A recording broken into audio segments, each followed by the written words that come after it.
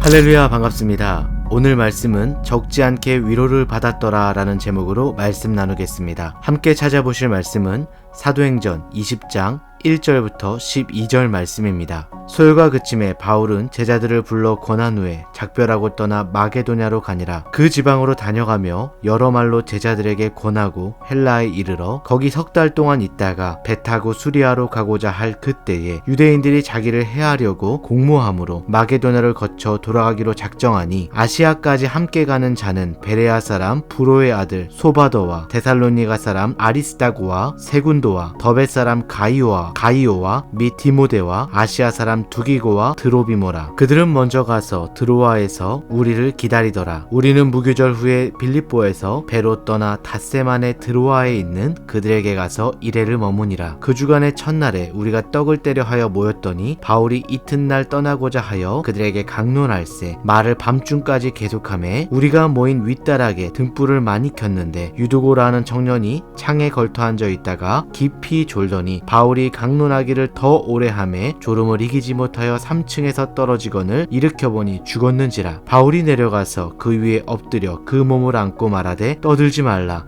생명이 그에게 있다 하고 올라가 떡을 떼어 먹고 오랫동안 곧 날이 새기까지 이야기하고 떠나니라. 사람들이 살아난 청년을 데리고 가서 적지 않게 위로를 받았더라. 아멘. 지난주에 우리는 사도행전 19장을 바탕으로 바울의 왕성했던 에베소 사역에 대해서 나눴습니다. 에베소 지역의 부흥으로 더메드리오라는 우상을 만드는 자가 생계의 위협을 받게 되자 그 직공들과 영업하는 자들과 함께 군중 집회를 일으키게 됩니다. 이로 인해 바울은 안타깝지만 에베소를 떠나야만 했습니다. 그러나 하나님께서는 한쪽 문을 닫으시면 다른 문을 여시기 때문에 바울은 닫힌 문 앞에서 절망하지 않고 새롭게 열린 다른 문을 향해서 나아가게 됩니다. 사도행전 20장 2절 그 지방으로 다녀가며 여러 말로 제자들에게 권하고 헬라에 이르러 여기서 여러 말로 제자들에게 권하고에서 권하고를 NIV 성경으로 보니 encouragement 바로 격려라고 기록하고 있습니다. 2절 후반부에 보면 헬라에 이르러 라는 부분이 나오는데 아가야 지방의 수도가 바로 고린도를 의미하고 있습니다. 즉 바울이 복음을 전도했었던 마게도냐 지역을 다시 방문해서 제자들을 격려하면서 사람들을 위로하고 믿음을 세워갔습니다. 당시 초대교회 성도들은 모진 핍박과 고난 속에서 믿음을 지켜야만 했던 상황 속에 있었습니다. 그런 그들에게 사도 바울은 기회가 될 때마다 말씀으로 만나서 이들을 격려해 주었습니다.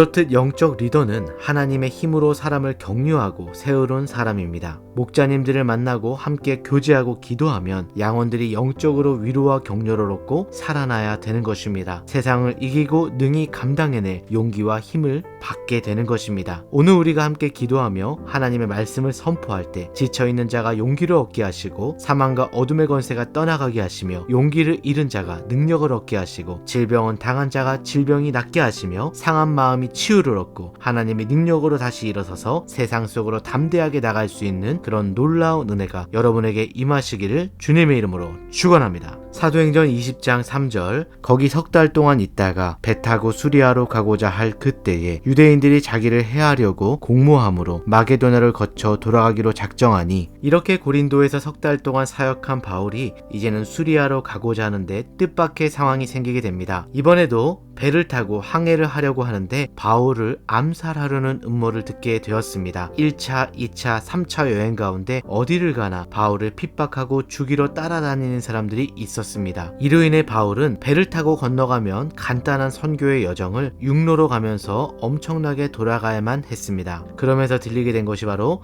드로아입니다. 어쩌면 바울의 입장에서는 자신의 계획이 취소되고 스케줄을 변경해야 하는 힘듦이 있었지만 마게도냐 사람들의 입장에서는 은혜를 받을 만한 일이 더 생기게 된 것입니다. 여러분이 믿음으로 성장하고 하나둘 열매가 나타나게 되면 여러분을 욕하고 반대하는 사람들이 많아질 수가 있습니다. 그러나 두려워하거나 걱정하지 마시기 바랍니다. 하나님께서는 그들을 통해서 오히려 여러분들을 더욱더 강하고 담대하게 겸손하게 정금같이 변화시켜 주실 것입니다. 우리 인생 가운데 하나님께서 막으시고 돌아가게 하시고 지체하실 때 우리는 하나님께 섭섭하여 낙심할 때가 있습니다. 하나님의 뜻을 행하는데 내 뜻이 앞설 때마다 그렇게 될 수 있습니다. 그러나 여러분, 인생의 모든 계획의 주권과 수정하실 계획도 하나님께 있음을 믿으시기 바랍니다. 바울과 같이 여러분이 주 안에서 기도하며 믿음으로 내딛는 발걸음마다 어디를 가시든 주님의 축복의 발걸음 되시길 주님의 이름으로 축원합니다. 자, 이제 헬라 지방에서 드로아 지방까지 귀환하고 있는데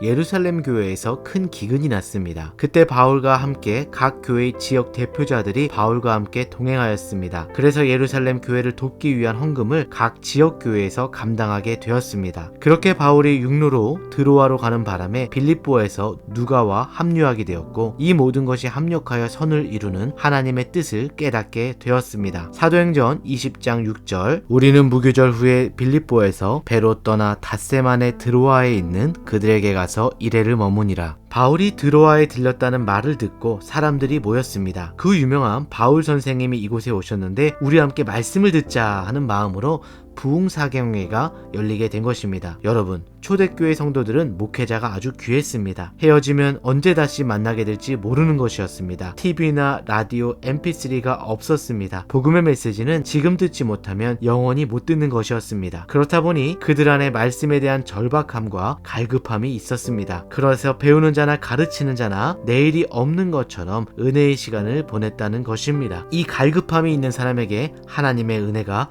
임하는 것입니다. 그러므로 언제나 갈급한 심령으로 복음을 마주하시는 성도님 되시길 주님의 이름으로 축원합니다. 사도행전 20장 7절부터 8절, 그 주간의 첫날에 우리가 떡을 떼려 하여 모였더니 바울이 이튿날 떠나고자 하여 그들에게 강론할세 말을 밤중까지 계속하매 우리가 모인 윗다락에 등불을 많이 켰는데, 그렇게 은혜로운 바울 목사님의 집회가 밤까지 이어집니다. 사람들이 인산인해로 보여서 등불을 밝히고 갈급한 심령으로 함께 말씀을 들었습니다. 그런데 사람들이 꽉 들어서서 덥고 냄새나고 혼탁한 공기로 인해서 의식이 흐려지고 졸음이 올 수도 있는 상황이 발생하게 되었습니다. 그러한 상황 가운데 9절입니다. 유두고라는 청년이 창에 걸터 앉아 있다가 깊이 졸더니 바울이 강론하기를 더 오래 하매 졸음을 이기지 못하여 3층에서 떨어지거늘 일으켜보니 죽었는지라. 많은 사람들, 특히 남자들이 낮에 일하고 저녁에 말씀을 들으러 왔는데 노동으로 무거워진 몸을 이끌고 감기는 눈을 부릅뜨고 예수님께로부터 유일한 소망을 얻기를 갈망했었습니다. 그래도 끝까지 말씀을 들어보겠다고 유두고라는 청년이 말씀에 집중하고 있었습니다. 그러다가 졸음을 이기지 못하고 창가에서 뚝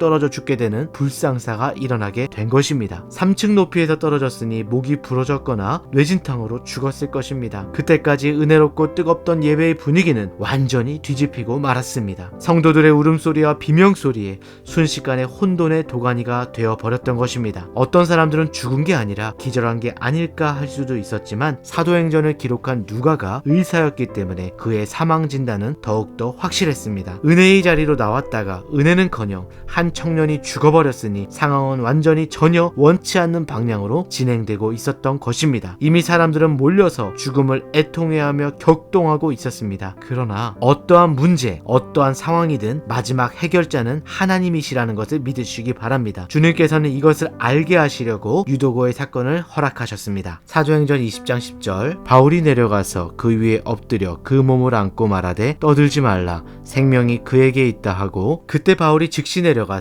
이미 죽은 청년 위에 엎드려 그 몸을 안았습니다. 이미 죽었는데 더 이상 희망도 없을 것 같은 상황 가운데 은혜와 당함과 절망의 사이에서 그는 예수님을 바라보았습니다. 사람들은 그랬을 것입니다. 그러길래 목사님 설교할 때 좋으니까 그렇게 떨어진 거야.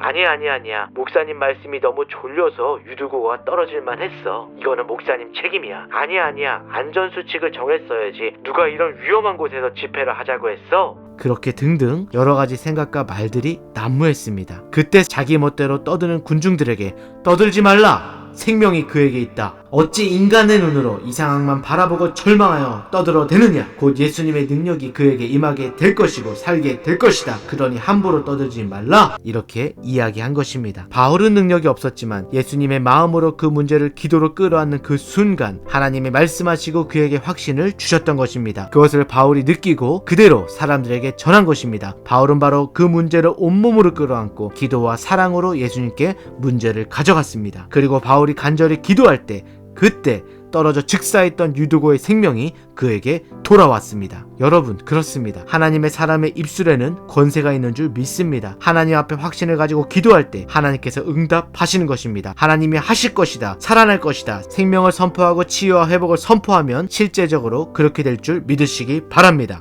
사도행전 20장 11절에서 12절 바울이 내려가서 그 위에 엎드려 그 몸을 안고 말하되 떠들지 말라 생명이 그에게 있다 하고, 그래서 이 살아난 유독으로 인해서 오늘 말씀의 제목인 적지 않게 위로를 받았더라 라고 성경은 전하고 있습니다. 하나님의 말씀과 그 기적을 직접 체험하고 나니까 그것이 얼마나 흥분되었던지 밤새 찬양과 간증의 축제가 그들에게 벌어졌습니다. 하나님의 사람들이 그 받은 은혜가 너무 좋아서 밤새 떡을 떼고 잔치를 벌이게 됩니다. 하나님의 기적과 능력이 임하는 그 순간 문제가 변하여 축제가 되고 위기가 변하여 기회가 된 것입니다. 이야, 바울 목사님이 기도하셔서 유두고 청년을 살렸다면 예수님께서 부활하신 것도 진짜겠구나. 하나님은 살아계시고 사망보다 더 크신 분이구나. 그런 주님이 우리 삶에 임하시면 우리의 삶도 살아나겠구나. 세상을 두려워할 필요 없겠구나. 그렇게 그들의 믿음이 더욱더 굳세어지는 역사가 일어나게 된 것입니다. 지금 여러분 인생에서 땅에 떨어진 유두고는 누구입니까? 그것이 여러분의 가족과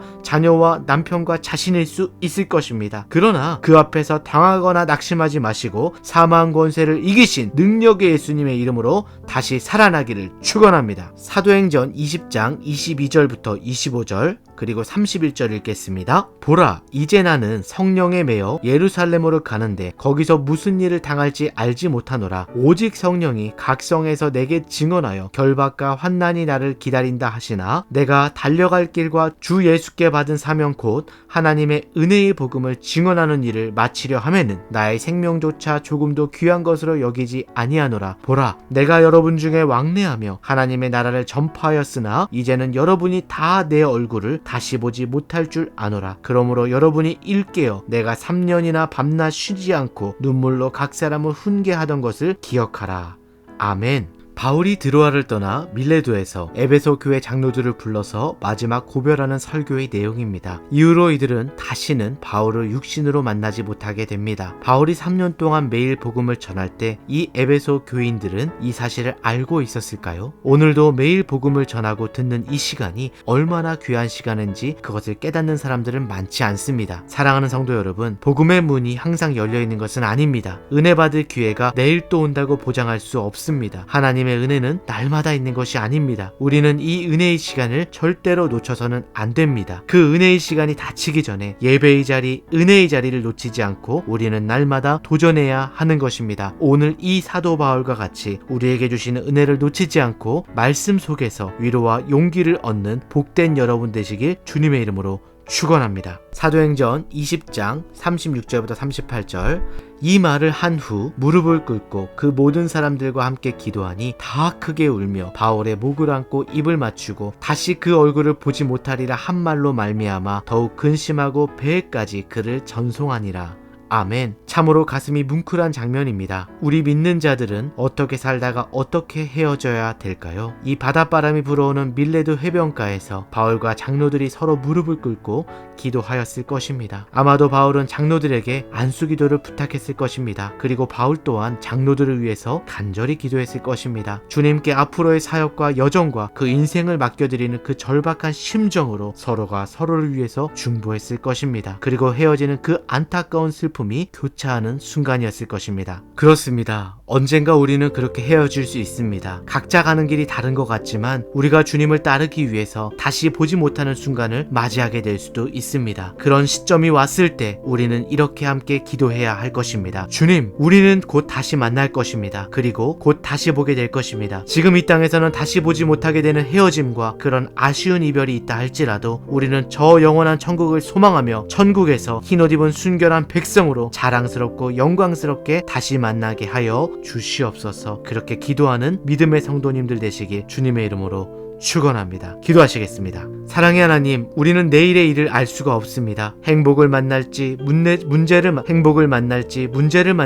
우리는 알 수 없습니다. 그러나 우리는 주님 앞에 기도하기를 원합니다. 모든 것을 맡겨드리기 원합니다. 우리가 사명 가운데 다시 보지 못하는 한이 있더라도 주님 앞에서 다시 만날 것을 기대하고 놀라운 믿음의 행진을 하는 거룩한 인생 될 수 있도록 도와주시옵소서. 날마다 주 앞에 무릎 꿇을지라도 세상 앞에 무릎 꿇지 않게 하여 주시고 매 순간 삶을 주님께 내어드리고 예수 그리스도의 증인된 삶을 살아가는 동안 이 놀라운 믿음과 기쁨과 소망과 비전을 잃지 않는 그런 인생 될 수 있도록 축복하여 주시옵소서. 믿음으로 늘 강하고 담대하게 은혜 가운데 살게 도와주시옵소서. 예수님의 이름으로 간절히 기도합니다. 아멘. 말씀을 적용해 보겠습니다. 첫 번째, 약물이가 서로에게 위로가 되고 힘이 되기 위해서 우리는 어떻게 해야 될까요? 함께 나누어 봅시다. 두 번째, 말씀 속에서 위로와 용기를 얻은 은혜가 무엇인가요? 함께 나누어 보시기 바랍니다. 그럼 한 주간도 성령의 은혜와 능력으로 승리하시길 바랍니다. 감사합니다.